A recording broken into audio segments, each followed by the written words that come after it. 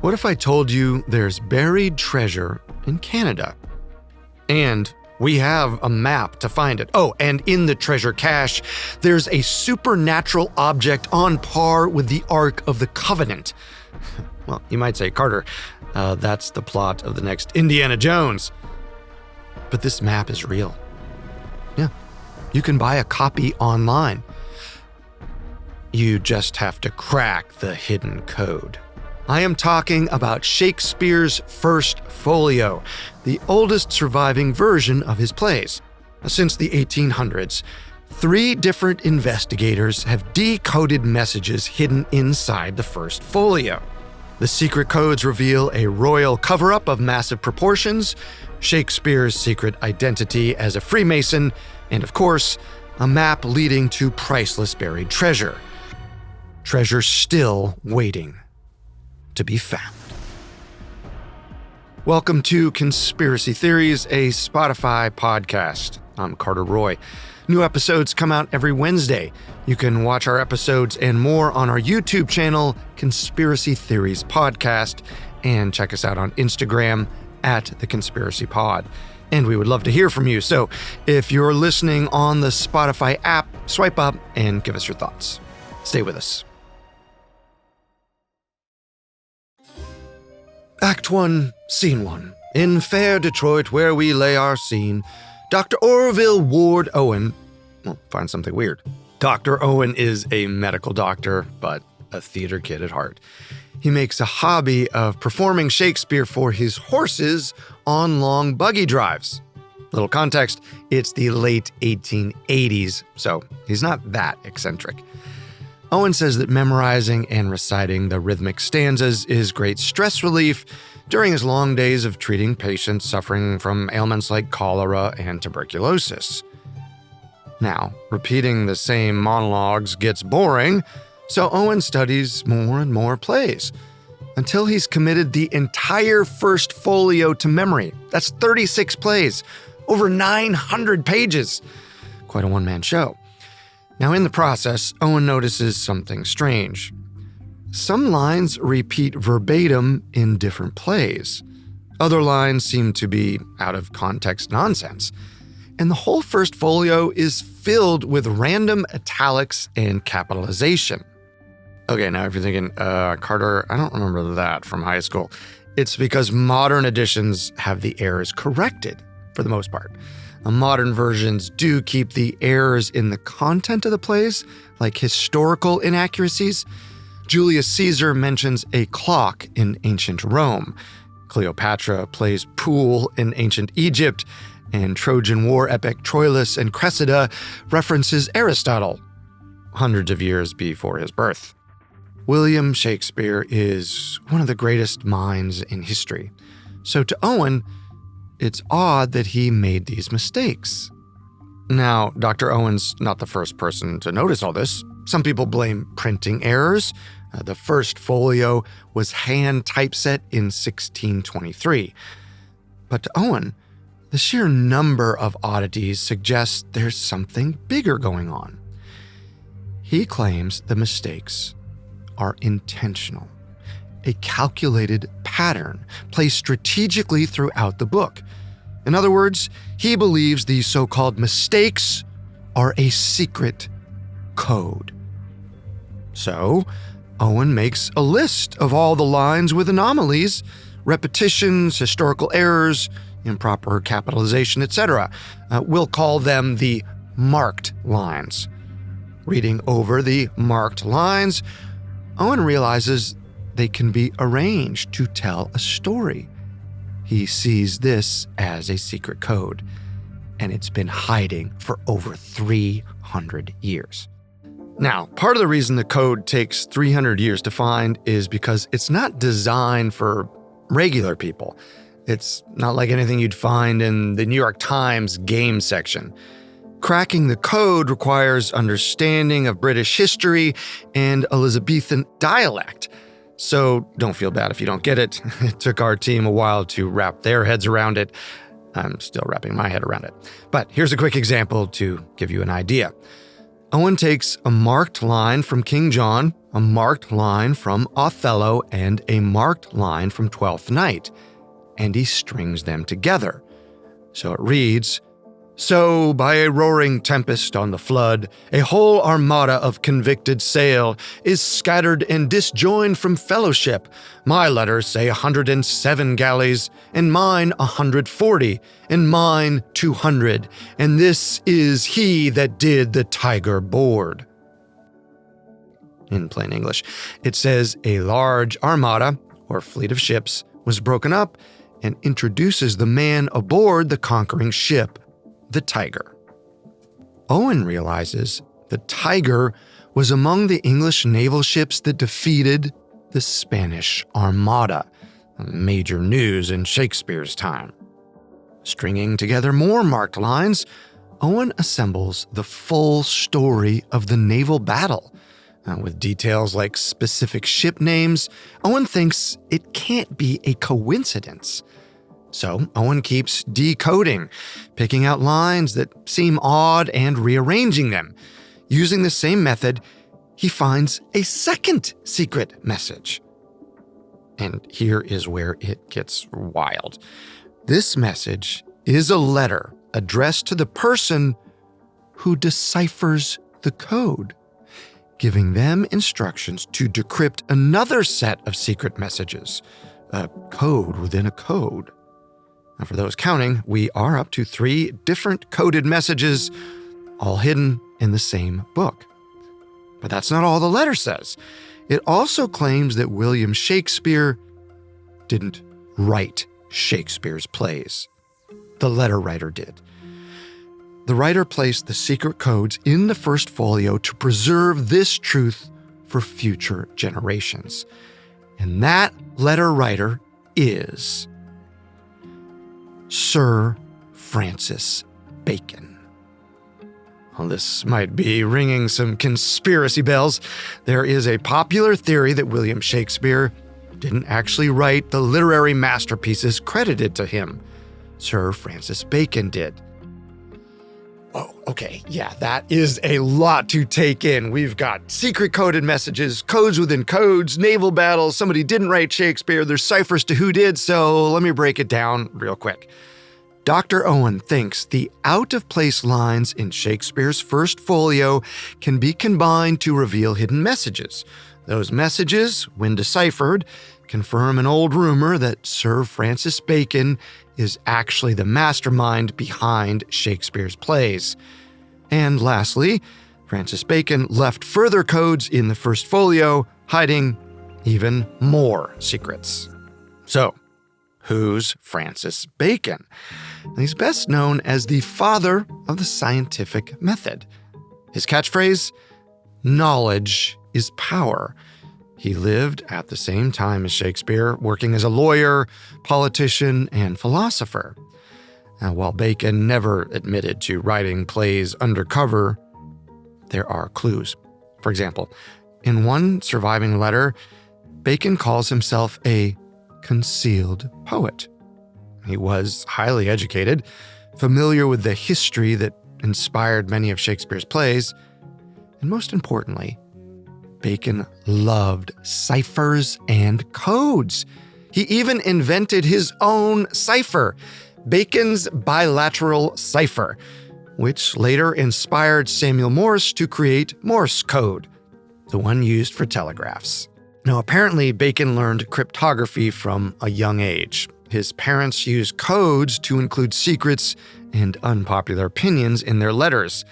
At the time, Queen Elizabeth I had a spy network reading her royal court's mail, monitoring for signs of rebellion. The Queen also considered poems, plays, and stories to be political speech, so nobles weren't supposed to write those either. But that didn't stop them. Nobles like the Bacons published creative writing under pseudonyms. That way, they could share their ideas without getting on the Queen's bad side.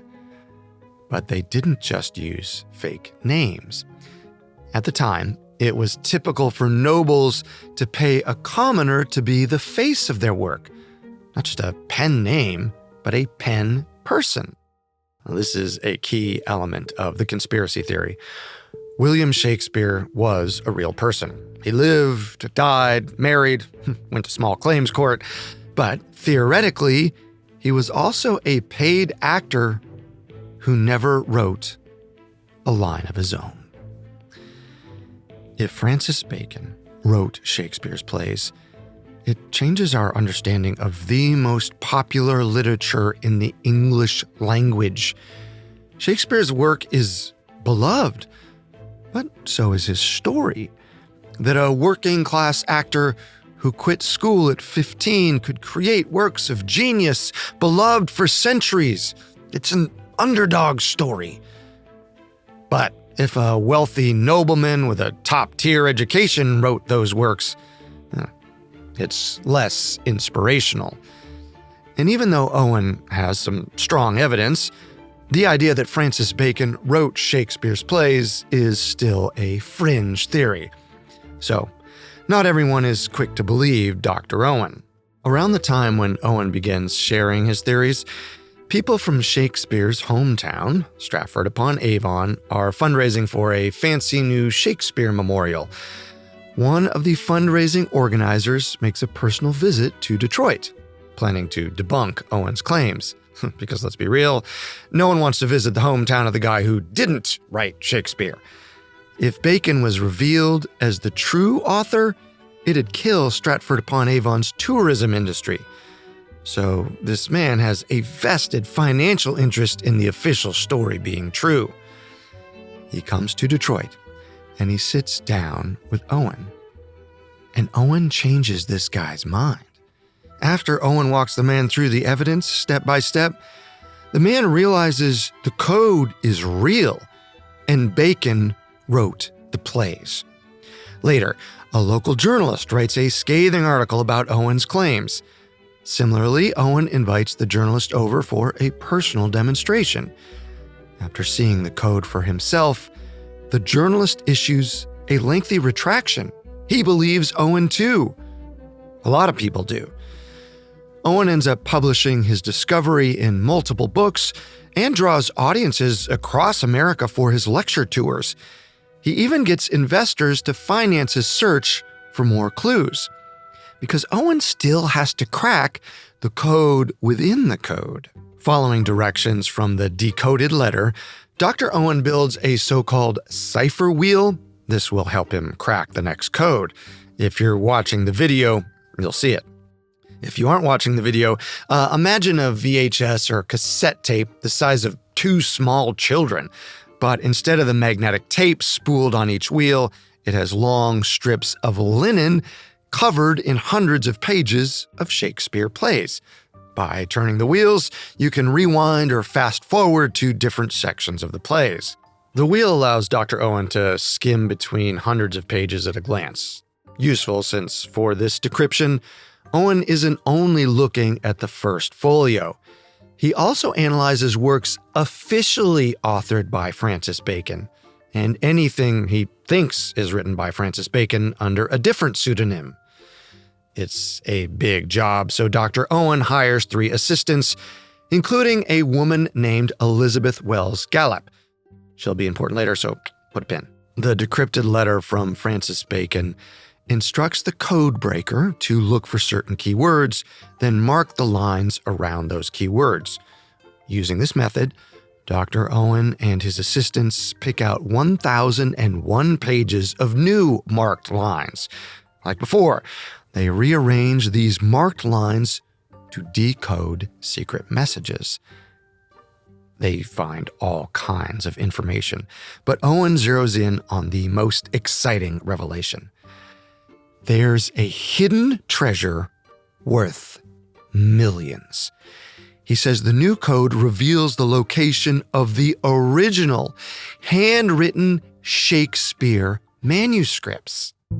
Okay, now remember, the First Folio is the oldest known version of Shakespeare's plays, but not the original. A common understanding is that the very first copies were handwritten by the author, but lost long ago. For anyone, recovering a hidden, original Shakespeare manuscript would be a major archaeological find. Think international news, lifelong fame, big money. Copies of the First Folio have sold for nearly $10 million. A handwritten version would go for even more. For Owen, the promise of hidden manuscripts has another draw. They're hard evidence proving he's right. Because if Francis Bacon was the real author, the plays will be in his handwriting, which we have preserved samples of. A side-by-side handwriting analysis would undeniably prove that Francis Bacon was the mind behind Shakespeare's plays, an earth-shattering literary discovery. So, Owen starts looking. One of the chief clues is the phrase, hid under Y, W-Y-E. Another is, be of braced beams under Roman ford.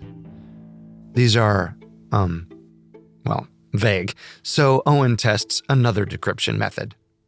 Anagrams. That's when you rearrange letters from one word or phrase to make another. For example, conspiracy theories can be anagrammed to a concise prehistory. Owen takes the second line of the poem on the First Folio's title page, "It was for gentle Shakespeare cut," and rearranges the letters into "Seek, sir, a true angle at Chepstow, F being Francis." Chepstow is a Welsh town formerly occupied by the Romans on the River Wye. The manuscripts must be there. Owen just has to find them. However, he lives in Detroit, far from Wales.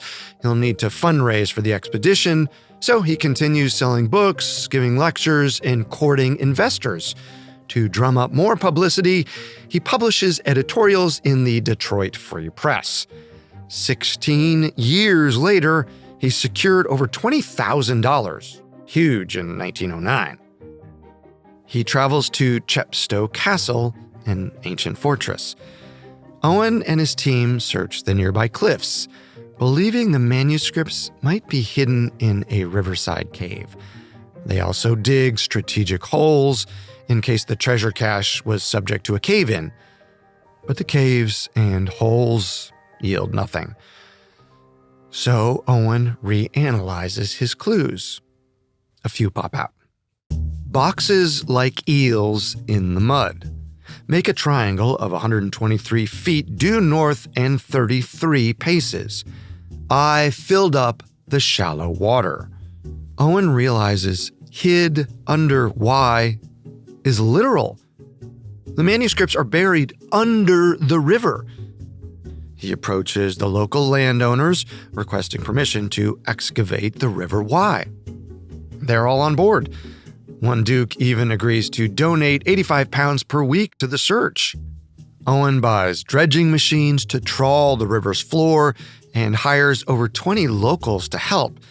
He tells them they're seeking 66 lead-lined boxes. Owen also brings his wife and kids. For 6 years, the family lives in rural Wales while Owen and his team dig hole after hole.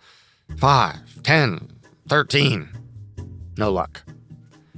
By hole 14, they're exhausted. And that's when they find it. A set of wooden beams and boxes. It's an ancient Roman bridge and water cistern. Braced beams under Roman ford, just like the code promised. The crew searches this area for the lead-lined boxes of manuscripts and other treasure and finds nothing. It's confusing. Everything added up until this point. Dr. Owen concludes that someone else must have found the boxes already.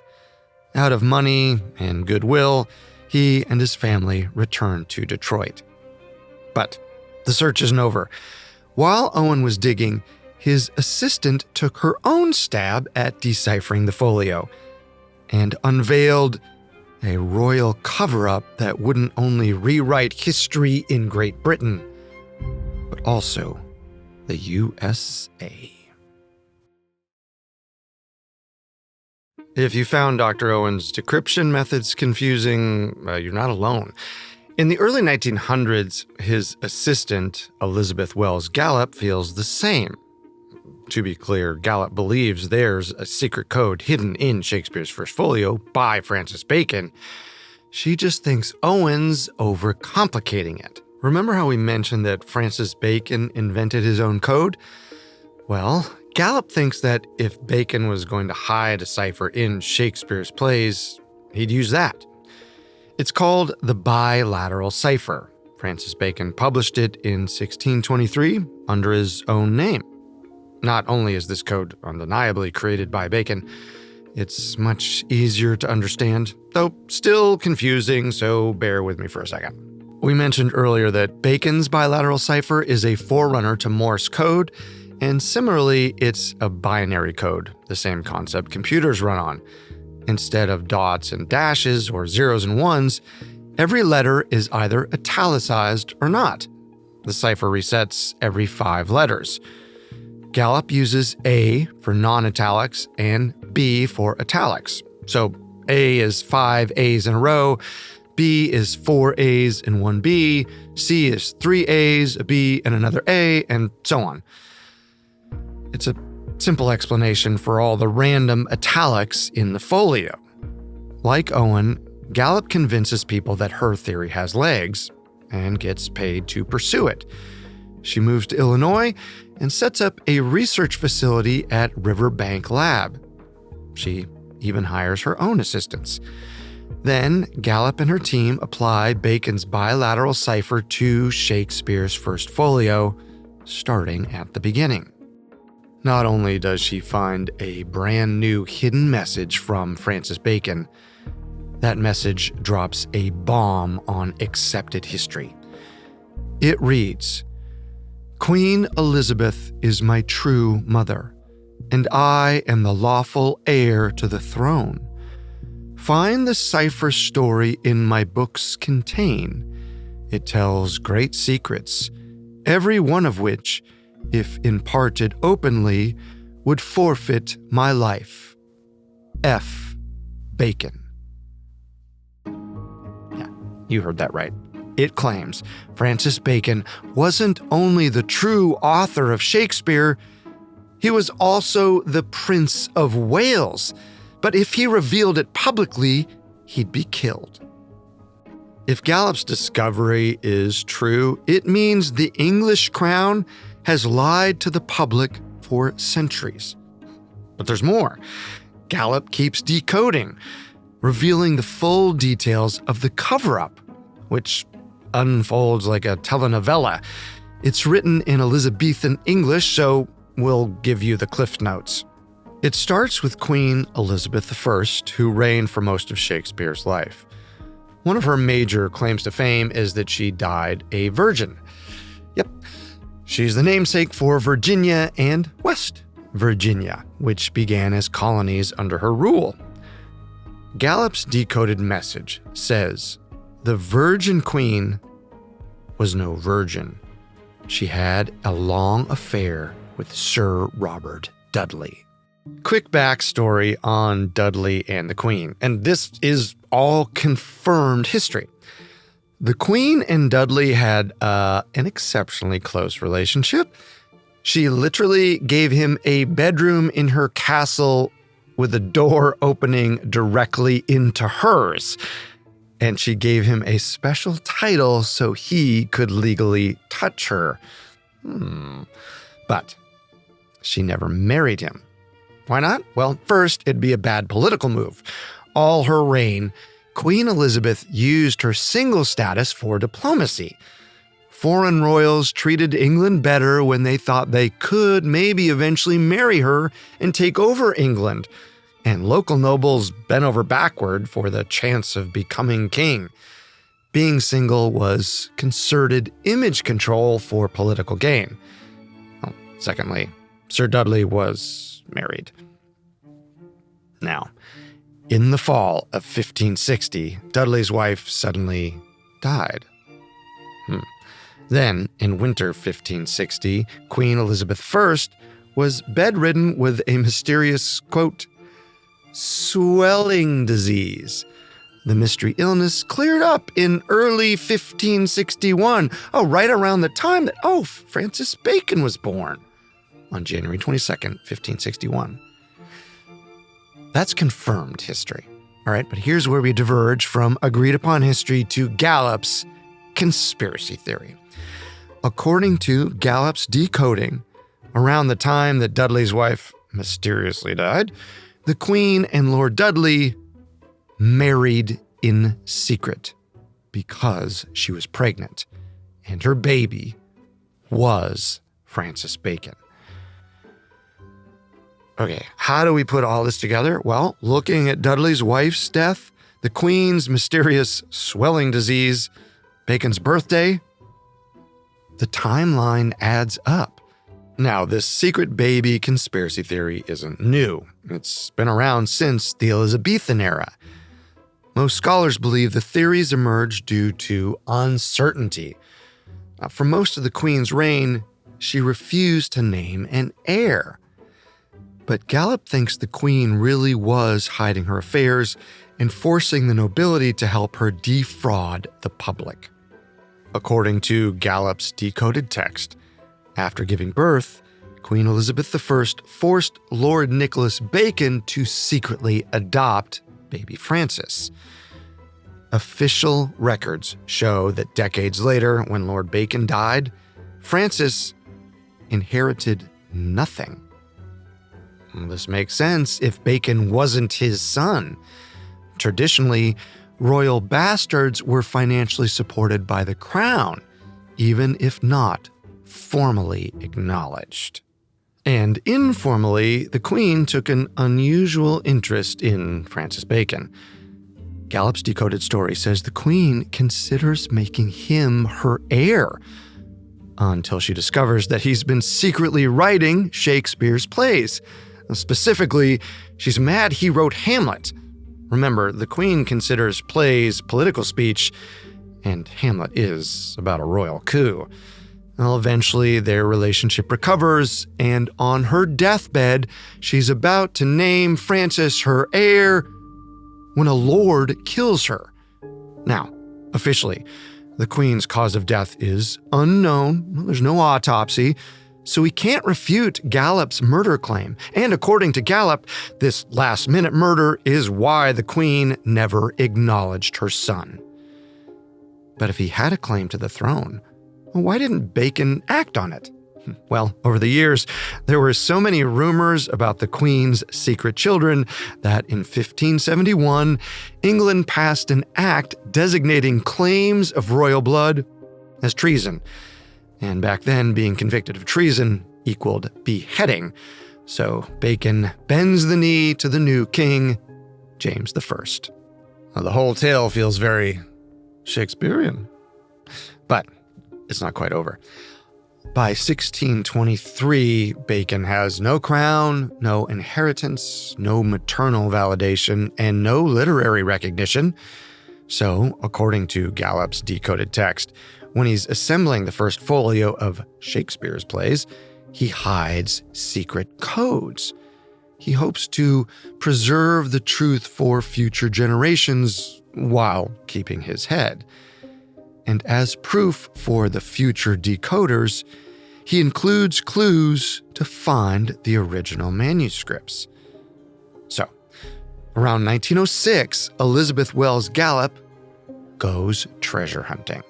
She seeks the same promise of riches and glory as Dr. Owen, but follows a different set of clues.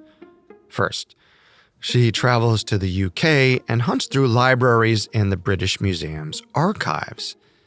In the archives, she applies Bacon's bilateral cipher to first editions of books Bacon published under his own name, including De Augmentis Scientiarum, a book about the scientific method. Here, she decodes a long Elizabethan message you'll see on screen. No worries if you're not watching, because basically it says that if she wants to find the treasure, she has to dig up graves.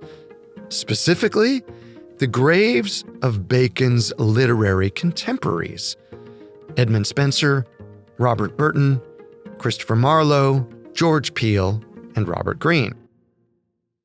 The trouble is, most of these graves are long gone, buried under new buildings, maintained but with tombstones replaced, or otherwise lost to time. But Gallup does decode Robert Burton's gravestone, revealing the message: "Take heed, in a box is MS-FB. MS, manuscript. FB, Francis Bacon." And Gallup decodes Edmund Spenser's gravestone to read, "A small inner space at the west end contains the MS named." She attempts to dig up the graves for these alleged boxes until authorities stop her from grave robbing. Fearing arrest, she returns to the library and Bacon's final books. In one, Resuscitatio, Gallup decodes another long message in Elizabethan English that boils down to: "Go to Francis Bacon's London home, Canonbury Tower.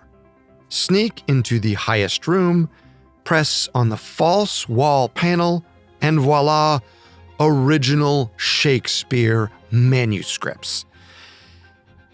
Except by the time Gallup decodes the message, Canonbury Tower has been fully remodeled multiple times.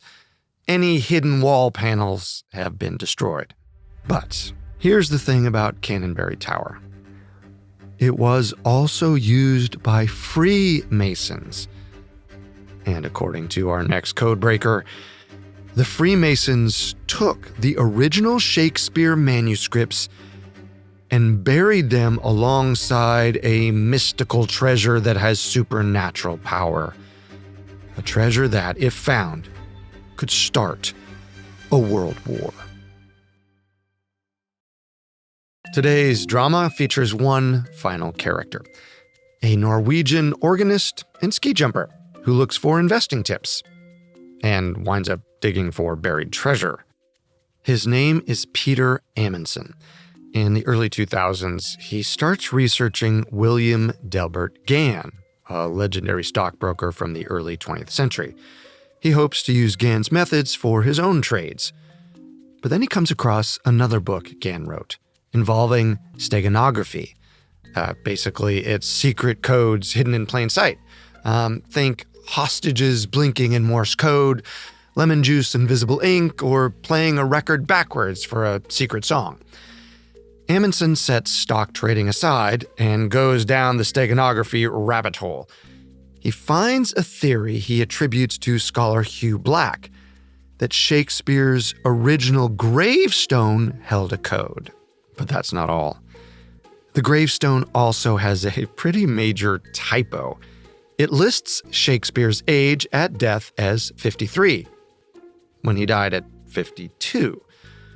At this point, Amundsen knows nothing about Shakespeare, so he dives down a third rabbit hole into Shakespeare's life and finds the theory that the author was actually Francis Bacon. Amundsen wonders if Bacon might be hidden in the plays, like a secret signature. So he runs a Control F on the First Folio. Bacon shows up twice.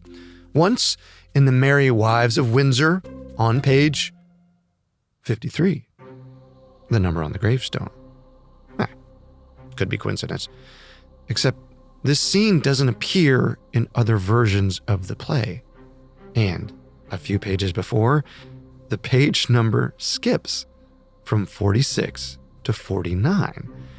It's only because of this error that Bacon appears on page 53. Like Owen and Gallup before him, Amundsen doesn't think it's an error, just like the 53 on Shakespeare's grave isn't an error. Because 53 isn't random. It's an important number in Freemasonry. One of their symbols is the Masonic compass. If you draw a line down the middle, the compass becomes two 53-degree triangles. 2 triangles, 2 mentions of Bacon. Amundsen wonders, is 2 important? So what's on the second page of the folio? What's scene 2 of The Tempest? And on column 2 of page 2, he finds this. You guessed it, 2 spelled out in an acrostic. That's when the first letter of each line spells a hidden word or phrase. Drawing a straight line across the page, Amundsen finds another acrostic. Bacon. For Amundsen, that clinches it. Francis Bacon was Shakespeare and a Freemason. Now, Bacon isn't confirmed to have been a Freemason, but readers have been finding Masonic references in Shakespeare for centuries. Much like the theories about Bacon being the true author and Bacon being the Prince of Wales, Shakespeare was a Freemason isn't new. In fact, the First Folio is actually dedicated to the alleged Grand Master of Freemasonry at the time, William Herbert, Earl of Pembroke. But the best clue comes in the play Richard III. A major plot point is a prophecy involving the letter G, and G is another major Freemason symbol. Here's one line from the play. He hearkens after prophecies and dreams, and from the cross row plucks the letter G, and says a wizard told him that by G his issue disinherited should be, and for my name of George begins with G, it follows in his thought that I am he. That's a lot of G's. Now you can guess what rabbit hole Peter Amundsen goes down next. He joins the Freemasons. He learns plenty he can't talk about, but here's what he does share with our team. There's no record of Francis Bacon joining the Freemasons, because he was part of an even more secretive branch of the secret society, the Rosicrucians. Yes, a secret society within a secret society, just like the code within the code. Okay, stay with me here. It gets really cool. The Rosicrucians published anonymous manifestos in Europe in the 1600s, the same time Francis Bacon was writing. Their goals were to enlighten the common man, improving education and society. A version of Rosicrucianism still exists today, and they proudly claim Francis Bacon on their website as one of their early leaders. As for Amundsen, he finds proof in the First Folio. In Act 2, Scene 5 of Cymbeline, he discovers another acrostic spelling out Rosy Cross in the shape of a 53-degree triangle. Amundsen believes that the so-called Shakespeare plays were a Rosicrucian project intended to educate the common man. Now, printed manifestos couldn't reach the illiterate, but live theater could. So Bacon and his fellow Rosicrucians hid their ideas in the plays. It was an organized conspiracy to shape people's minds and thinking without them realizing it. If this is true, the Rosicrucian plot has influenced society for centuries. They may have influenced you if you studied Shakespeare in school, but that's not all. The Rosicrucians write about a legendary figure known as Father R.C. After a long life of enlightening himself and others, Father R.C. was buried in a secret grave, along with key documents and an inextinguishable lamp. Most scholars and modern Rosicrucians think Father R.C. is an allegory, not real. But Amundsen believes Father R.C. was Francis Bacon. The documents in the myth are his original handwritten Shakespeare manuscripts, and the inextinguishable lamp is the menorah from the Second Temple. It's a biblical treasure, akin to the Holy Grail and the Ark of the Covenant. It hasn't been seen in centuries. Amundsen says that if the menorah was found, It could kick off a world war between Christian, Muslim, and Jewish people. All three religions would want control of it. As Amundsen explains, during the Crusades, the Knights Templar took the menorah. They passed it down to the Freemasons, who passed it to the Rosicrucians, who hid it in their founder's grave. And they left the clues to find that grave in Shakespeare's First Folio. And this was all planned by Francis Bacon. I cannot get enough of this conspiracy theory. Knights Templar, Freemasons, Rosicrucians, secret codes, secret societies, Shakespeare's plays, biblical artifacts. It is every conspiracy theorist's fantasy that all of this could come together and be fostered by one guy who was born to the queen but denied his heritage, so decided to root all his truths into secret documents. I love it. But it might be getting a little complicated, so let's break it down. Peter Amundsen believes that Francis Bacon founded the Rosicrucians, secretly wrote Shakespeare's plays to promote their ideology, and hid clues to find his future grave in the First Folio. That grave includes the original handwritten Shakespeare manuscripts and lost Knights Templar treasure. Which brings us to Amundsen's treasure hunt. Theory in hand, he reconsiders those first 2 pages of The Tempest in the First Folio, the ones with the Bacon acrostic message. Those pages mention a library, an island, and a, quote, most auspicious star. The first character to speak is called Boatswain, but with a bizarre spelling, Boteswaine, as opposed to, well, boatswain. Here, Amundsen takes some steps that wouldn't necessarily be intuitive to the average person, because, like the earlier codes, this isn't designed for the average person. Francis Bacon was the epitome of the Renaissance man, familiar with history, astronomy, geometry, literature, religion, all kinds of subjects. And part of his code's design was making sure the treasure could only be found by someone who'd studied as broadly as he did. You didn't just need to realize the spelling of boatswain was odd. You needed to know astronomy and geography to realize why it was spelled that way. Specifically, you needed to know constellations, which Amundsen does. He sees this weird spelling of boatswain and realizes it's a reference to 2 constellations, Boötes and Wain. Wain is an old name for Ursa Major, commonly called the Big Bear. Then he brings back the line from The Tempest, quote, most auspicious star. He takes the coordinates of their most auspicious stars, the brightest ones, from Boötes and Wain, and looks at a map to see where those same coordinates would land on Earth. And you are not going to believe this, it is Oak Island. Well, you might have heard of it from the TV show The Curse of Oak Island. It follows real people searching for legendary buried treasure. But the search started long before the show. For decades, people have sought the Money Pit, a hidden, underground treasure cache.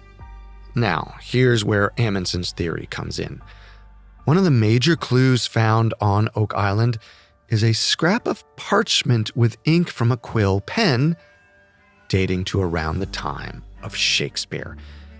And in his later years, Francis Bacon explored the east coast of Canada, right around Oak Island. Okay, to recap, the First Folio codes point to Oak Island. Legends recount hidden treasure on Oak Island, and Francis Bacon sailed around Oak Island. It all lines up. Amundsen decides to search the island. It's about 140 acres, so to narrow it down, he returns to the First Folio. He looks for more acrostic twos. In Titus Andronicus, he finds one, right by a line about gold buried under a tree. A tree is yet another Freemason symbol, the Tree of Life. Okay, bear with me here. This is also a little complicated, but it does line up. The Tree of Life has 10 points, or nodes, each representing a different value, like victory, kingdom, or mercy. Now, the tree is also used in Kabbalah, a branch of Jewish mysticism. The choice of a Jewish symbol might be a hint at the menorah. Amundsen looks for a Tree of Life symbol on Oak Island and realizes someone may have already found it. Now, one of the most famous clues to the Oak Island treasure is Nolan's Cross, an arrangement of boulders found in 1981. From an aerial view, the boulders form a cross. But what if it's not a cross? Amundsen overlays the Tree of Life on an image of Nolan's Cross. It's perfectly proportional. Each boulder on Nolan's Cross touches a node on the Tree of Life. Amundsen thinks the boulders are actually arranged in the shape of a Tree of Life. So he starts looking for the names of each node in the First Folio. He finds the word mercy on the last page. Then he lays the Tree of Life symbol over it. The word mercy is on the mercy node, right under pierce. Pierce, mercy. To pierce is to create a hole. That must mean the treasure is at the mercy point on Oak Island. That's where to dig. Okay, phew, that was a complicated journey, but we got there. Except, well, it gets a little more complicated because the mercy point is underwater. Oak Island is covered in ponds and swamps. To pierce mercy, they have to drain the water. Not an easy feat. For Amundsen, it's further confirmation he's right. He believes that while Francis Bacon made the plan, his friend Thomas Bushell, a water engineer, did the actual burial. Right after Bacon died, Bushell left England saying he had to build Solomon's temple, or in other words, build storage for the temple menorah. Amundsen says Bushell used a mercury coating to protect the treasure cache, which would preserve it perfectly, no matter how long it stayed underwater. Which is good because as of 2025, no one's been able to dig it up yet. Amundsen hasn't had a chance to return to Oak Island, but another explorer's search did find a man-made hole at the Mercy Point. And because it's underwater, no one has gone down the hole. Still, it's proof that long ago, someone excavated Mercy Point, either to bury their treasure or dig it up. Amundsen acknowledges that the treasure may have been found by an earlier decoder or moved by the Freemasons, but it also may still be there, buried underwater. Even though Amundsen hasn't found the original Shakespeare manuscripts or the temple menorah, he says he found another treasure: knowledge. The hunt encouraged him to read literature, learn languages, and study geometry. He believes this is why Bacon buried the treasure in the first place. Not for personal glory, but to encourage education and self-improvement. And Amundsen isn't the only one who unexpectedly benefited from the Shakespeare treasure hunt. Remember Elizabeth Wells Gallup's assistants? After helping with her search, they joined the U.S. military's World War II code-breaking team. One of them, William Friedman, broke the Japanese Purple Code, allowing the Allies to intercept Japanese messages. Meanwhile, Elizabeth Friedman helped crack codes that uncovered South American Nazi spy rings. They were instrumental to winning World War II. Both Friedman said they cracked these codes using what they learned from Gallup and her Shakespeare quest. For once, a conspiracy theory did good in the world. Well, maybe it's more than once. And it may not be done yet. A bigger dig at Oak Island's Mercy Point could still uncover hidden treasure. And the theory is so pervasive over the centuries, it feels like something must be hidden in the First Folio. To quote Shakespeare, or Bacon, "Truth will come to light. Murder cannot be hid long. A man's son may, but at the length, truth will out."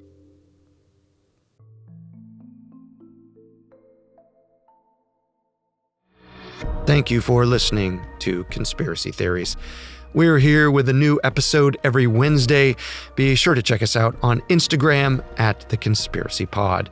If you're watching on Spotify, swipe up and give us your thoughts. For more information on the codes in Shakespeare's First Folio, amongst the many sources we used, we found the documentary Cracking the Shakespeare Code and the books The 7 Steps to Mercy with Shakespeare's Key to the Oak Island Templum by Peter Amundsen and Erland Lowe, and The Shakespearean Ciphers Examined by William F. Friedman and Elizabeth S. Friedman, extremely helpful to our research. And special thanks to Peter Amundsen for giving us a personal interview and sharing several key images for this episode. Until next time, remember, the truth isn't always the best story, and the official story isn't always the truth. This episode was written and researched by Maggie Admire, edited by Pete Ritchie, fact-checked by Sophie Kemp, and engineered, video edited, and sound designed by Alex Button. I'm your host, Carter Roy.